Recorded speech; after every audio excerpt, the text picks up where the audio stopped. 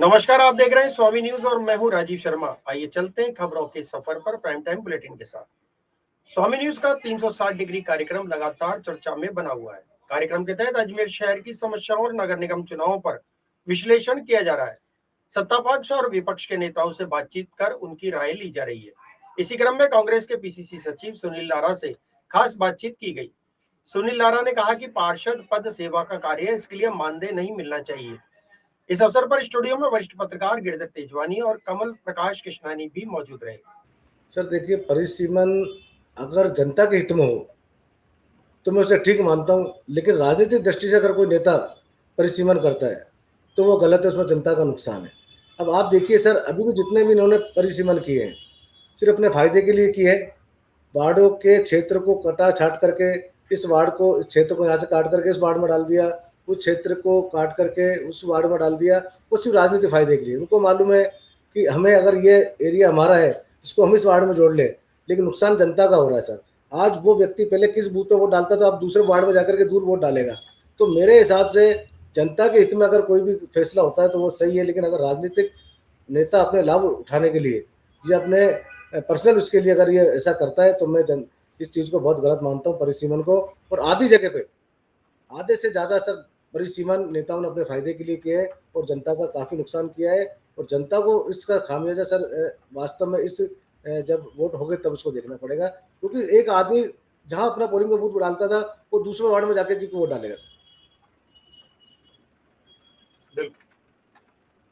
अब एक चीज ये बताएं कि महिला आरक्षण को लेकर अभी समय केंद्र के अंदर सांसद भी बढ़ने वाले हैं, महिला सांसद बढ़ने वाली हैं, विधायक भी सांसद महिला सांसद बढ़ने वाली हैं। पहले की जो समय के अंदर एक जो निर्णय लिया गया था उसके अंदर महिला का आरक्षण निचले स्तर पर पार्षदों के ऊपर और देहात के अंदर जो दोनों जिला परिषद में दोनों जगहों पे महिलाओं का आरक्षण तय किया गया था। उसकी वजह से महिलाएं चुनाव क्षेत्र के अंदर आती है और चुनाव क्षेत्र में कामयाब भी होती है। परंतु जो टिकट जब दिए जाते हैं उस समय टिकट दिए जाते समय दो चीजें विशेष रूप से जो लोगों के अंदर बात आई और निकल कर ये आई कि जो महिलाएं क्षेत्र में पार्षद रहती हैं, मतलब महिला मोर्चे में जुड़ी हुई है या कांग्रेस की महिला विंग से जुड़ी हुई है, वो तो कहीं निकल कर आती है तो वो कहीं ना कहीं एक्टिव रहती है।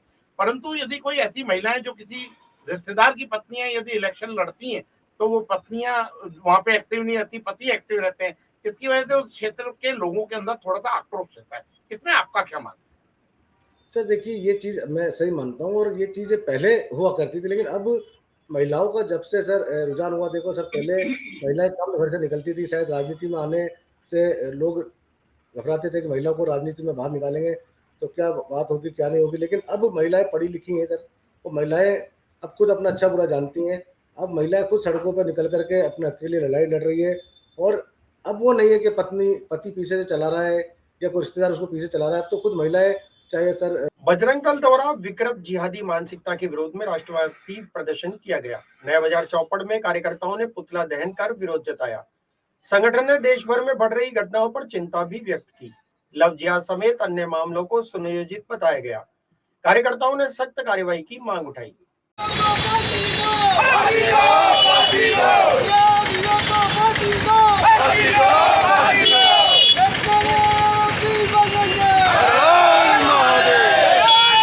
क्या मांगे आपकी? ये जिस प्रकार से देश के अंदर जो ये अनैतिक जो गतिविधियां चल रही है, ये लव जिहाद के जो मामले चल रहे हैं, जो आज भी यहाँ नासिक के अंदर 2 दिन पहले भी 180 लड़कियों के जो वीडियो वायरल हुए, उस संदर्भ में पूरे प्रदेश भर में विश्व हिंदू परिषद बजरंग दल द्वारा जो पुतला दहन इन जिहादियों का करा जा रहा है, उस संदर्भ में आज यहाँ नया बाजार चौपड़ के ऊपर पुतला दहन किया गया। और आगे ये गतिविधियाँ बंद हो उस विषय के अंदर भी आज कहीं ना कहीं ये जो सरकारें हैं, केंद्र सरकार, राज्य सरकार, इनको ठोस कोई कानून बनाना चाहिए जो ये कम से कम ये स्थितियां रुके और ये स्थितियां बंद हो। आपके चैनल के माध्यम से एक बात कहना चाहता हूँ, ये जो बहनें हैं, बेटियां हैं, इन जिहादियों के चक्कर में ना फंसे, कहीं ना कहीं अपना ध्यान रख के कि ये इनकी मानसिकता क्या है और आगे की इनकी स्थितियां क्या है, उनसे थोड़ा सा बचने की कोशिश करें। क्योंकि जो नासिक में TCS के अंदर जो हुआ है उसके अंदर भी 180 वीडियो करीब प्रशासन के सामने आए। तो आज कहीं ना कहीं ऐसी जो स्थितियाँ और गतिविधियाँ जो हो रही है ये बंद हो, इस संदर्भ में ही आज यहाँ पुतला दहन कराया गया है। आप जो भाजपा केंद्र और स्टेट में भाजपा की सरकार है, आपकी सरकार, क्या कहना चाहोगे आप? आज ठीक है, कहीं ना कहीं जो ऐसी स्थितियां हैं तो सरकार को इन सारी चीज़ों के ऊपर भी संज्ञान लेना चाहिए। क्या यही कह सकते हैं हम तो कि जो ये कानून जो कहीं बन नहीं रखे हैं उन पे भी ठोस कार्रवाइयाँ हो, तो बस यही है। चेतन सैनी, बजरंग दल संयोजक, अजमेर महानगर।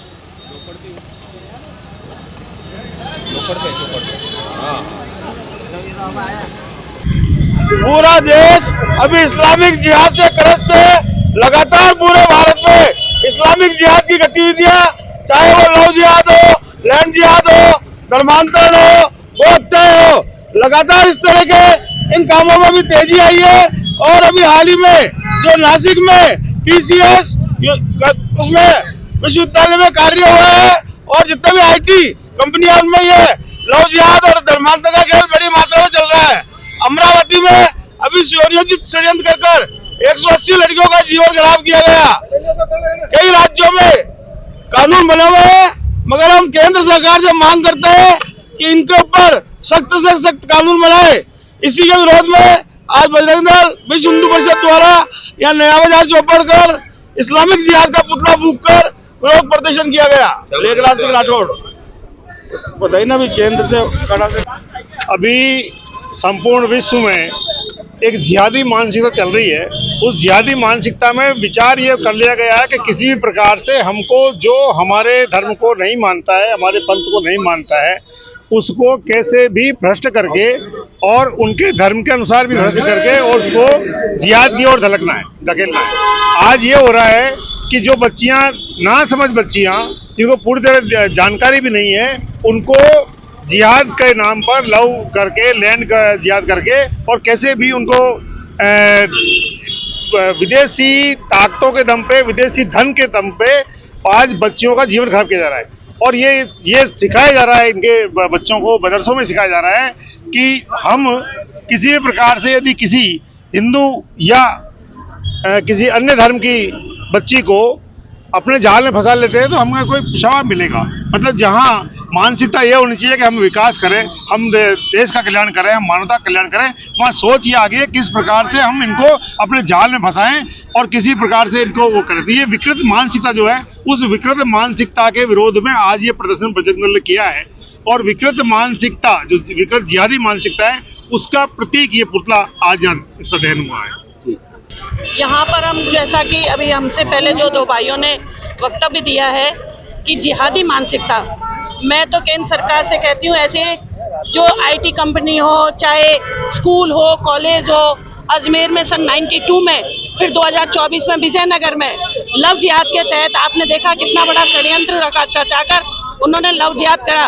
तो आज हमारी जो बहनें, 180 बहनें जो इस लव जिहाद का शिकार हुई हैं, वो 180 बहनें नहीं, उनके परिवार में 10-10 लोग भी शामिल हैं। तो 1800 लोगों का जीवन उन्होंने बर्बाद किया है, क्योंकि केवल एक बच्ची का जीवन बर्बाद नहीं हुआ है, उसके पिता, उसके भाई, उसकी बहन, सभी लोग इस पीड़ा से ग्रसित हुए हैं। तो मैं केंद्र सरकार से, राज्य सरकार से, महाराष्ट्र की सरकार से, जहां पर भी, मेरा तो ऐसा मानना है इन जिहादियों को कहीं पर भी, और इनको ही नहीं, इनके परिवार में भी न किसी कंपनी में, न किसी विद्यालय में प्रवेश दिया जाए, क्योंकि जब तक ये अपनी इस जिहादी मानसिकता से नहीं निकलेंगे, हम हमारी हिंदू बहन बेटी की रक्षा नहीं कर पाएंगे। क्योंकि इनका षड्यंत्र केवल लव जिहाद नहीं, लव जिहाद, लैंड जिहाद, गारमेंट जिहाद, थूक जिहाद, ये कौन सा ऐसा जिहाद है, चारों तरफ से इस हिंदू संस्कृति सनातन को नष्ट करने पर तुले हुए हैं। तो मैं केंद्र सरकार से यही मांग करती हूँ कि कम से कम इन जो ये हुआ है उनको चिन्हित करके, पहचान करके उनके घर पर बुलडोजर चलाया जाए, उनकी नौकरी छीना जाए, उनके बैंक, आधार कार्ड, उनसे सबसे उनको निष्कासित किया जाए। आज यहाँ पर उस जिहादी मानसिकता का एक प्रतीक पुतला जला करके हम विरोध प्रदर्शन करना चाहते हैं कि यहाँ पर हम ये विरोध दर्ज कराकर हम सभी का तरफ से ये विरोध, बहनें हो चाहे भाइयों हो। अभिलाषा यादव, विश्व हिंदू परिषद, क्षेत्रीय संयोजिका, मातृशक्ति। यूडीएच के एसीएस आलोक गुप्ता अजमेर दौरे पर पहुंचे। अजमेर विकास प्राधिकरण में अधिकारियों के साथ बैठक की। बैठक में विभिन्न योजनाओं की प्रगति की समीक्षा की गई। बजट घोषणाओं के क्रियान्वयन पर भी चर्चा हुई। ईडी आयुक्त सहित कई अधिकारी इस मौके पर मौजूद रहे। माननीय मुख्यमंत्री महोदय द्वारा जो की गई हैं उसकी पालना में जो कार्य चल रहे हैं उनको रिव्यू किया गया, और साथ ही साथ चूँकि जैसे अजमेर विकास प्राधिकरण एक ऐसा प्राधिकरण है जिसमें पब्लिक की काफ़ी अपेक्षाएं जुड़ी रहती हैं, तो पब्लिक ग्रीवांसेस और संपर्क पोर्टल, जिस पे पिछले दिनों में मैं खुद भी जाके संपर्क पोर्टल पर मैंने खुद ने परिवादियों से बात की थी, उसके निस्तारण के लिए मैंने निर्देश दिए हैं इनको कि ये इसको सुधार करके इसमें इम्प्रूवमेंट करें, क्योंकि अभी यहाँ पर जो परिवाद हैं उनका निस्तारण तो हो रहा है लेकिन जो संतुष्टि लोगों की है वो भी कुछ कम है, तो इसको इम्प्रूवमेंट करने की आवश्यकता है, निर्देश दिए हैं। और साथ में ये भी कहा गया है कि इसमें कमिश्नर के लेवल पर भी जो है 10 परिवार जो है ये चिन्हित करके जो भी है इसको निस्तारण करें, इसको इम्प्रूवमेंट करें इसके अंदर, ठीक है। साथ ही साथ जो इंजीनियरिंग विंग थी उसको निर्देश दिए गए हैं कि जो रोड क्वालिटी बनती है या जो भी काम करते हैं, ड्रेनेज के काम करते हैं, कई बार उसमें शिकायतें आती हैं, कई बार मीडिया में भी हाईलाइट होती हैं चीज़ें कि इसमें क्वालिटी इंप्रूवमेंट नहीं है, क्वालिटी ठीक से नहीं बनी हुई है, उसको ध्यान देते हुए करने के लिए कहा है। और निर्देश दिए गए हैं कि किसी भी स्तर पर लापरवाही अगर होती है तो कमिश्नर के द्वारा उनके ऊपर सख्त से सख्त कार्रवाई की जाए, ये निर्देश दिए गए। सर सड़कों से ये बात आपने करी सर, कुछ सड़कें एडीए और पीडब्ल्यूडी के बीच हैंडओवर टेक ओवर का इशू चल रहा है सर, उससे सर एडीए कहता है कि हमने तो लिया नहीं, पीडब्ल्यूडी कहता है हमने दे दिया। अब सर न ये डिपार्टमेंट मेंटेनेंस करता है उसकी, न सामने वाला करता है, और शहर के लोग उसको गड्ढे झेल रहे हैं सर। शहर में माकड़ वाली रोड है सर, वो उसका बड़ा उदाहरण है, शहर का मेन रोड है सर, और न तो ये डिपार्टमेंट मेंटेनेंस कर रहा है सर, न वो कर रहा है। क्या मैडम क्या बता रही है? मैं इसमें कलेक्टर से बात करके एक बार जो है कलेक्टर को निर्देश दूंगा कि इस बारे में इसको फटाफट निस्तारण करें एक बार जो भी है, क्योंकि इंटर डिपार्टमेंट इशू है पीडब्ल्यूडी और इन दोनों के बीच का जो है, तो उस पर करना। पीडब्ल्यूडी कहता है साहब कि हमारे एसीएस हमारे डिपार्टमेंट के अनुसार 36 सड़कें जो शहर की 153 किलोमीटर है वो एडीए ले, तो फिर साहब ये फिर पीडब्ल्यूडी क्या करेगा, या फिर एडीए के पास स्टाफ की भी बहुत सारा कमी है सर, मैन पावर भी बहुत कम है, आधे से ज़्यादा कम है। नहीं देखिए, इसमें पीडब्ल्यूडी निर्देश क्या दे उसकी जानकारी मुझे नहीं है, बट पीडब्ल्यूडी ने ऐसा कहा है तो उससे टेकअप करेंगे, बात करेंगे इसमें क्या इशू क्या नहीं है। कोई राइटिंग में दिया आपको उन्होंने क्या पीडब्ल्यूडी ने? 8 रोड आप लेने को तैयार हो? बस ठीक है, तैयार है, 8 रोड लेने को तो ये दो सब उसमें पेज वगैरह भी तो होना चाहिए सर। ये कराएंगे वो कराएंगे, ये कराएंगे, एडीए कराएगा, जो जिसने एडीए जिसके लिए एडीए ने हाँ भर दी है उसमें एडीए काम करेगा, कोई दिक्कत नहीं। सर बहुत सारे इशू सर लैंड एक्विजिशन के हैं हमारे पास, अधिकारी भी हैं, पिछले साल भी रहे, इस साल भी है, पहली बार भी है कि सारे पोस्टे बड़ी अधिकारी हैं, लेकिन साहब लैंड एक्विजिशन का ये भी मामला सर आगे नहीं बढ़ रहा है, चाहे वो स्कीम्स का हो, चाहे सर वो कोई रोड्स का हो या पुल वगैरह का हो। तो पिछले 2 वर्षों में एडीए ने जो है कुछ नई स्कीम्स लॉन्च की हैं, और ये बहुत लंबे समय बाद, लगभग 20 साल बाद जो है नई स्कीम लॉन्च हुई है। नहीं साहब वो तो अच्छी बात सर, लॉन्च हुई हो तो काम ही एडीए का है, ठीक है। पुरानी स्कीम्स हैं उनमें जो अडल है सर, नियमन के मैटर है। कैसे आपके बस है क्या? हाँ किसी से या छठे में सर बैठके नहीं हो रही है। दीपक नगर योजना वो तो होने दी, उसको डिनोटिफाई करने का इन्होंने भी चर्चा हुई थी, और इनको निर्देश दिए गए हैं कि जो भी एडीए की लैंड है इनको प्रॉपरली आइडेंटिफाई करके उनका सबसे पहला काम है कि अपनी म्यूटेशन कराया जाए एडीए के नाम पर। कुछ जगह पर अभी ऐसी है कि जहाँ पर लैंड तो मिल गई लेकिन उसका म्यूटेशन अभी एडीए के नाम नहीं हुआ है, तो निर्देश दिए गए, और इनको कहा गया है कि ये जो अगले 15-20 दिनों के अंदर सभी लैंड जो एडीए के पास है उनका म्यूटेशन एडीए के नाम हो जाए। सबसे पहला काम तो अपने नाम रिकॉर्ड तो आ जाए, पहले एक बार रिकॉर्ड में से चढ़े कर रहे, और उसके बाद फिर जो है चिन्हीकरण करने के लिए कहा गया किस किस जगह पर कहाँ पर अतिक्रमण है।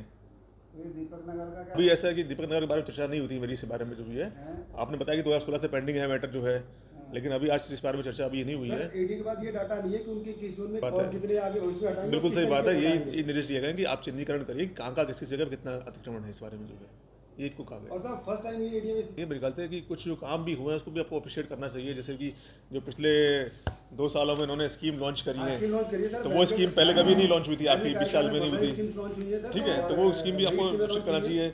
और स्पेशली कुछ एरिया जैसे जहाँ पे बिल्कुल ही काम नहीं हुआ था आपके जैसे किशनगढ़ जोन के अंदर, वहाँ पर उन्होंने स्कीम प्लान करी है, ट्रांसपोर्टेशन हब जो है, वेयर हाउसिंग उन्होंने प्लान करी है, तो कुछ अच्छा काम जो है उसको भी हमें देखना चाहिए, ठीक है। कुछ कमियां हैं इसके अंदर, ठीक है, उसको सुधार करने का हम प्रयास करेंगे, इस बारे में निर्देश दिए गए, और कमिश्नर मैडम को भी कहा गया है कि इस पर कार्रवाई करने के लिए कहा गया है। और मैंने ये भी चर्चा की थी इसमें कि पिछले 2 महीने के अंदर 1.5 महीने के अंदर जो है कितनी नेगेटिव खबरें मीडिया में आई अड्डा को लेकर, मैंने चर्चा भी इनसे की थी, इस बात में पूछा था बारे में जो है, क्योंकि मीडिया जो है वो वास्तविकता दिखाता है कि हम जो काम कर रहे हैं उसमें क्या पब्लिक में मैसेज जा रहा है, इसके अंदर कुछ ना कुछ कमी अगर होती है तो मीडिया उसको छापता है, हमारा ध्यान आकर्षित करता है।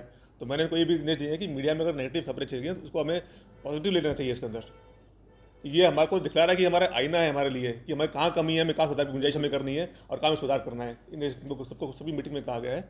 मैं उम्मीद करता हूँ कि जो है कि इसमें जो काम कर रहे हैं इसमें और सुधार आएगा। और जो आप बता रहे हैं कोई इंडिविजुअल इशू अगर आपके हैं, लैंड एक्विजिशन के मैटर कुछ पेंडिंग है तो आप मुझे दीजिए एक बार। दीपन दर आपने बताया मुझे, इसका मैं देख के बताऊँगा जयपुर में क्या स्टेटस है, क्या पेंडिंग है, कोई निर्णय इसमें गवर्नमेंट लेवल पे हुआ है नहीं हुआ, क्योंकि बहुत पुरानी बात बता रहे हैं, 9 साल से पहले बता रहे हैं हम पेंडिंग है। इसलिए अभी मेरे लिए कमेंट करना संभव इसमें नहीं होगा कि क्या इसमें हुआ है क्या नहीं हुआ। मैं देख के बता पाऊंगा इस बारे में, जो आगे करेंगे। जो 9 साल में अब तक हो चुका होता है तो मुझे अभी इसलिए मैं इस पर कुछ कमेंट कर नहीं सकता, क्योंकि मेरे पूरे तथ्य मेरे सामने अभी है नहीं है और ना जानकारी में है, इसलिए मेरे लिए कुछ कमेंट करना उचित नहीं रहेगा। लेकिन आपने ध्यान में लेके आए, दीपक नगर मैटर पेंडिंग है, मेरे साथ में मेरे डिप्टी सेक्रेटरी भी हैं, इन्होंने नोट कर भी दिया इसके अंदर। तो इसको जी लैंड कन्वर्जन कराते हैं दिसंबर तक तो अवधि विस्तार का रिलैक्सेशन था, अब जारी नहीं हुआ, अब ये कह रहे हैं वापस एमनेस्टी की बात करेंगे, बिल्डिंग प्लान अवधि विस्तार सर और एनओसी। अच्छा बिल्डिंग प्लान का एनओसी तो कब जारी हुआ था लास्ट में? दिसंबर तक तो हमने दिसंबर तक। आका तीज और पीपल पूर्णिमा को लेकर प्रशासन अलर्ट मोड पर है। बाल विवाह रोकथाम के लिए 24 घंटे का कंट्रोल रूम स्थापित किया गया है। 2 स्थानों पर बाल विवाह की सूचना पर तुरंत कार्रवाई हुई। प्रशासन ने परिवारों को सख्त हिदायत दी। शारदा एक्ट के तहत कार्रवाई की चेतावनी दी गई। आमजन से इस अवसर पर कुप्रथा से दूर रहने की भी अपील की गई है। प्रयास होता है, लेकिन कहीं न कहीं लकुना रही सकता है। तो प्रयास यही है, सबसे बड़ी तो इसमें अवेयरनेस है। अवेयरनेस महत्वपूर्ण चीज़ है कि कभी कोई बालक का या छोटे बालक का या बालिका की शादी हो जाए तो उसके जो मौलिक। देखिए, बाल विवाह को लेकर पूरा प्रशासन एकदम सजग है और हमने हमारे जो सबऑर्डिनेट स्टाफ है, चाहे उसमें एसएचओ है, चाहे तहसीलदार है, एसडीएम है, हमारा बीडीओ है, महिला बाल विकास विभाग है, उनको एक्टिव कर रखा है। जहाँ भी हमें बाल विवाह से संबंधित सूचना मिलती है तुरंत कार्रवाई करते हैं। इसके लिए हमने जो कंट्रोल रूम बना रखा है, हमारे यही कंट्रोल रूम बना है जिसके नंबर है 0145-2630304 उसके नंबर हैं और वहाँ हमने 24 घंटे कार्मिक वहाँ बिठा रखे हैं। वो कोई भी शिकायत आती है उसको तुरंत दर्ज करके कार्रवाई के लिए प्रस्तावित करते हैं। इस तरीके से हमारे पास यहाँ एक शिकायत 16 अप्रैल को एक शिकायत प्राप्त हुई थी चमन चौराहा सरवाड़ की। उसको हमने उनके माँ बाप को पाबंद भी कर दिया है कि वो शादी 20 अप्रैल को होने वाली थी, लेकिन अब वो शादी नहीं होगी। इसी तरह की एक शिकायत आज और हमें केकड़ी की प्राप्त हुई है, उसके लिए भी हमने वहाँ कार्रवाई प्रस्तावित कर दी गई है। और इस तरह की जहाँ भी हमें सूचना मिलती है हम तुरंत कार्रवाई करते हैं। परशुराम जन्मोत्सव के तहत इंटरबॉक्स क्रिकेट टूर्नामेंट का आयोजन पटेल मैदान में विप्र सेना द्वारा प्रतियोगिता कराई जा रही है। 2 दिवसीय आयोजन में समाज के युवाओं की भागीदारी, ब्राह्मण समाज के विभिन्न घटक शामिल हो रहे हैं। खेल के माध्यम से एकता का संदेश भी दिया जा रहा है। आयोजन में उत्साह का माहौल बना हुआ है।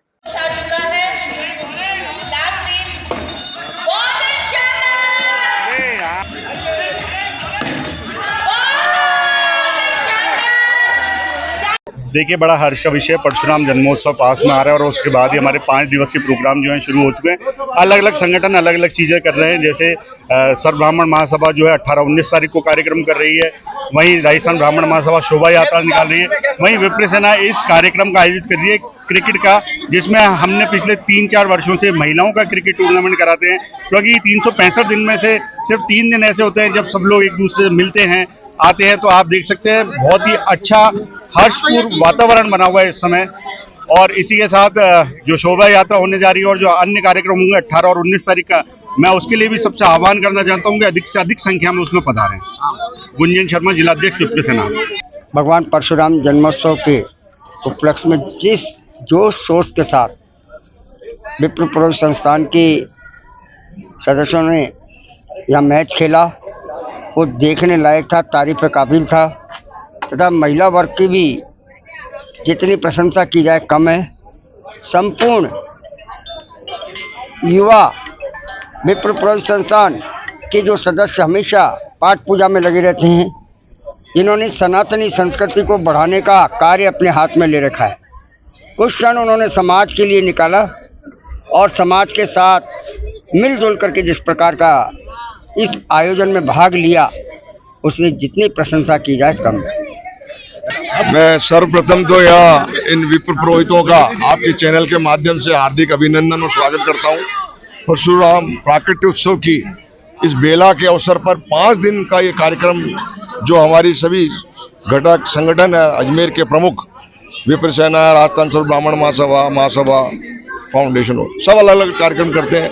इसी के तहत लगभग पिछले 5 वर्षों से मेरा भाई गुंजन, मेरा छोटा भाई भी है, बड़ा प्रिय है हम सबका, गुंजन भैया ने इस बेड़े को उठाया और आज ये फल फूल रहा है। और आप देखिए कितनी खुशी और उमंग इन महिलाओं में, बच्चों में, और विशेष रूप से जो पुरोहित लोग हैं उनका जो भी मैच खत्म हुआ है उसमें जो उत्साह और उमंग देखने को मिला, बड़ा ही हर्ष होता है कि विप्र पुरोहित लोग जो हैं वो साल भर अपना कर्मकांड, यजमानी का कार्य करते हैं और उस बीच इनको समय नहीं मिल पाता अपने लिए आनंद का क्षण, उत्साह और उमंग का क्षण व्यतीत करने के लिए। तो उसी कड़ी में मेरे छोटे भाई गुंजन भैया को भी बहुत बहुत धन्यवाद दूंगा और राजस्थान सर्व ब्राह्मण महिला महासभा को भी हार्दिक धन्यवाद दूंगा और सभी मातृशक्ति को भी बहुत आभार और दूंगा। और सबसे बड़ी बात, मेरे भतीजे हार्दिक पाराशर को बहुत बधाई दूंगा, जिसके द्वारा वो हमारा युवा अध्यक्ष भी है राजस्थान सर्व ब्राह्मण महासभा का। इतना सुंदर ग्राउंड हमको अवेलेबल कराया गया और गुंजन भाई के द्वारा तो सारा आयोजन हो ही रहा है। हम सभी लोगों का सहयोग है, सभी का हार्दिक आभार। भगवान परशुराम जी की एक बार सभी को हार्दिक जन्मोत्सव की हार्दिक बधाई। जय जय परशुराम। रवि शर्मा, जिला अध्यक्ष राजस्थान सर्व ब्राह्मण महासभा अजमेर। आज हम मैच खेले, हमारे हर साल भर में हमारे को इंतजार रहता है कि परशुराम जन्मोत्सव के समय हम मैच खेलेंगे। हमारे सारे विप्र बंधु इकट्ठे होकर के हम मैच खेलने की प्रतीक्षा करते हैं। उसके बाद में मैच खेले, सबने बहुत आनंद लिया खूब और खूब जीत के, और हमारी टीम जीती भी है और जीत के साथ में सभी को, हमारे जितने भी साथी हैं सबको बहुत बहुत शुभकामनाएं। पंडित आनंद जोशी, अजमेर विप्र पुरोहित संस्थान अजमेर। सिविल लाइंस थाना क्षेत्र में धोखाधड़ी का मामला सामने आया। कबाड़ बेचने के नाम पर 5 लाख रुपए की ठगी की गई। आरोपियों ने खुद को अधिकृत बताकर सौदा तय किया। एग्रीमेंट के बाद आरोपी मौके से फरार हो गए। असली मालिक ने सौदे से इनकार कर दिया। पुलिस ने मामला दर्ज कर जांच शुरू कर दी है। कल दिनांक 16 अप्रैल 2026 को दीपक परेवा किशनगढ़ का रहने वाला थाने में आया और उसने एक रिपोर्ट दी कि 12 तारीख को एक हमारा मिलने वाला है गंज थाने में, जिसकी कबाड़ी की दुकान है, उसके पास एक दिलीप सिंह पुत्र उगम सिंह निवासी कुंदनगर व्यक्ति आया और उसने त्रिलोकचंद जैन का कोई मुनीम बताया और उसने कहा कि मेरे सेठ जी का बिठूर में एक क्रेशर प्लांट है जिसका कबाड़ का सामान बिका हुआ है। तो फिर ये 12 तारीख को जाके वहाँ सामान देखा बिठूर में, तो जिसमें एक पुराना ट्रैक्टर ट्रॉली, एक जेसीबी कबाड़ की, ट्रांसफार्मर, जनरेटर वगैरह कुछ सामान था। फिर 14 तारीख को उसने दिलीप सिंह ने फ़ोन किया इनको, दीपक परेवा को और इनके पार्टनरों को, कि भाई अगर आपको सौदा करना है तो 5 लाख रुपए एडवांस लेंगे सेठ जी और एग्रीमेंट करेंगे। तो ये कलेक्ट्री में गए, इन्होंने 5 लाख रुपए नकद एडवांस देके एग्रीमेंट करा लिया। एग्रीमेंट करा के इन्होंने कहा भाई हम एक बार माल का वीडियो बनाएंगे ताकि कम नहीं पड़ जाए, भाई हम परसों माल लेंगे डिलीवरी, लेकिन एक बार वीडियो बनाएंगे। तो इनको कहा आप ऐसे करो, गवर्नमेंट कॉलेज चलो, हम पीछे आ रहे हैं। वो गवर्नमेंट कॉलेज गए, नहीं आए तो फ़ोन किया कि भाई आप आए नहीं, तो बोला आप बिठूर चलो, मैं पीछे आ रहा हूँ। बिठूर पहुँच गए, फिर उसने फ़ोन स्विच ऑफ कर लिया दिलीप सिंह ने। उसके बाद इन्होंने वहाँ उसके क्या नाम चौकीदार वगैरह से पूछा कि भाई ये कोई माल है सेठ जी साहब ने खरीदा है। तो उन्होंने सेठ से बात कराई, तो सेठ ने कहा न तो हमने कोई माल बेचा, न हमने एग्रीमेंट किया, न हमने कोई पैसे लिए। तो इनको ऐसा लगा भाई हमारे साथ कोई दिलीप सिंह नाम के आदमी ने धोखाधड़ी कर ली। इस चीज़ का मुकदमा कराया है और जिसमें प्रथम दृष्टया जो मोबाइल नंबर वगैरह, जो गाड़ी नंबर वगैरह दिए, उसकी पुलिस जांच कर रही है। प्रथम दृष्टया ऐसा लग रहा है भाई धोखाधड़ी हुई है, जांच कर रही है पुलिस। नकद पैसे दिए थे 5 लाख रुपए। टोटल 11 लाख में डील हुई थी, 5 लाख नकद दिए थे और बाकी 17 तारीख को 6 लाख देके डिलीवरी लेनी थी उनको। नहीं, अब उसने स्विच ऑफ कर लिया फोन। धारा 318/4 और 316/2 61(2)A में BNS में दर्ज हुआ है। पर बर्बरता के गंभीर आरोप लगे हैं। युवती ने आईजी को शिकायत पत्र सौंपकर न्याय की मांग की। बिना वारंट घर में घुसकर मारपीट का आरोप भी लगाया गया। परिवार के साथ दुर्व्यवहार और तोड़फोड़ की बात भी सामने आ रही है। मामले ने शहर में चर्चा और आक्रोश बढ़ाया। जांच के बाद कार्रवाई की उम्मीद जताई जा रही है। 3 अप्रैल को मेरे घर पे पुलिस वाले आए थे। 8-9 पुलिस वाले थे। मेरे भाई के साथ मारपीट करी और बाथरूम में मैं नहा रही थी, मुझे खींच के निकाला, मेरे साथ बदतमीजी की, मेरी अम्मी के साथ बदतमीजी की और हमने एसपी सर के पास भी गए, 2 बार उनको दी एप्लीकेशन, लेकिन उन्होंने कोई सुनवाई नहीं की अब तक। अब आज कहाँ हैं? आज हम आईजी के पास आए। आज आईजी सर को हम दे रहे हैं आगे की कार्रवाई करने के लिए। मुझे इंसाफ चाहिए, मेरे साथ जो गलत किया है। किस मामले में आए थे? पुलिस वाले किसी की तलाश में आए थे, लेकिन हमारे को उस बारे में कुछ पता नहीं था। हमने हाथ जोड़े, पैर पकड़े तो हमारे को मारपीट करने लगे, मेरे को मारा, मेरी अम्मी को धक्का दिया, मेरी अम्मी की रीढ़ की हड्डी पे लगी। कौन कहाँ से आए? वो किसी को ढूंढने के लिए आए थे, लेकिन हमें कुछ नहीं पता था। हमने बोला भी हमें कुछ नहीं पता, हमें मत मारो, अगर पूछताछ के लिए लेके जाना है तो आप ऐसे ही लेके चले जाओ। लेकिन मारपीट की दरगाह थाने वाले भी थे उसमें, और है ना जयपुर से भी पुलिस आई थी। मैं राष्ट्रीय मानव अधिकार परिषद से राष्ट्रीय अध्यक्ष अल्पसंख्यक प्रकोष्ठ सना खान। आज हम यहाँ पे जो 3 तारीख के दिन दिल्ली गेट पे जो वारदात जो घटना घटी थी, उसके तहत जो फिजा अंसारी की रिपोर्ट हमने माननीय एसपी महोदय में पेश की थी, तो वहाँ से कार्रवाई न होते हुए 2 बार माननीय एसपी महोदय में हम पेश हो चुके हैं।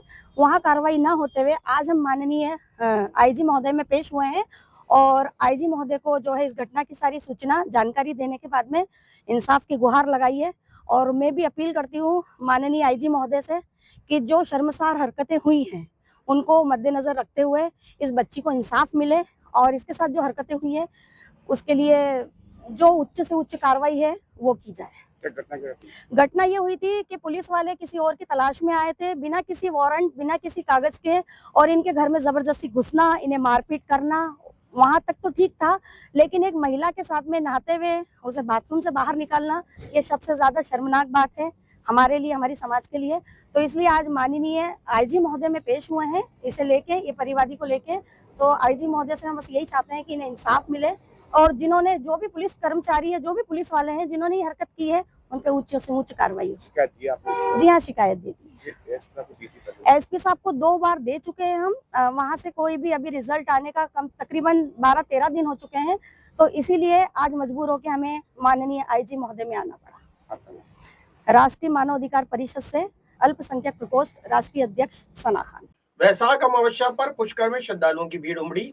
ब्रह्म सरोवर में लोगों ने पवित्र स्नान किया। पूर्वजों की आत्म शांति के लिए तर्पण और पिंडदान किया गया। धार्मिक अनुष्ठानों के साथ माहौल भक्ति में रहा। श्रद्धालुओं ने आस्था के साथ पूजा अर्चना की। मौके पर संतों और पुजारियों की उपस्थिति रही।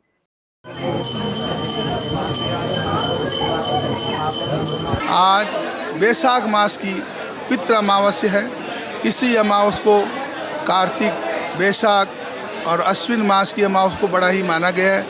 वैशाख में अक्षय गुना फल मिलता है। भगवान स्वयं नारायण इसमें आकर पितरों का जल ग्रहण करते हैं। पुष्करम दुष्करम वासम, पुष्करम दुष्करम तपम, पुष्करम दुष्करम दानम। पुष्कर में तप करना, पूजा करना, पितरों का श्राद्ध करना, ये सब भाग्य से होता है। आज काफ़ी संख्या में लोग अपने पूर्वजों का श्राद्ध, तर्पण, पिंडदान करने आते हैं। इससे घर में शांति मिलती है, गृह शांति होती है, संतान वृद्धि होती है, व्यापार में वृद्धि होती है।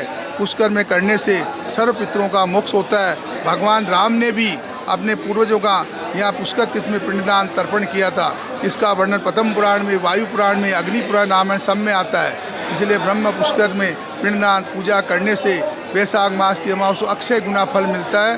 पंडित हरि भाई पुष्कर ब्रह्म। फिलहाल बुलेटिन में इतना ही। मुझे दीजिए इजाजत। देखते रहे स्वामी न्यूज।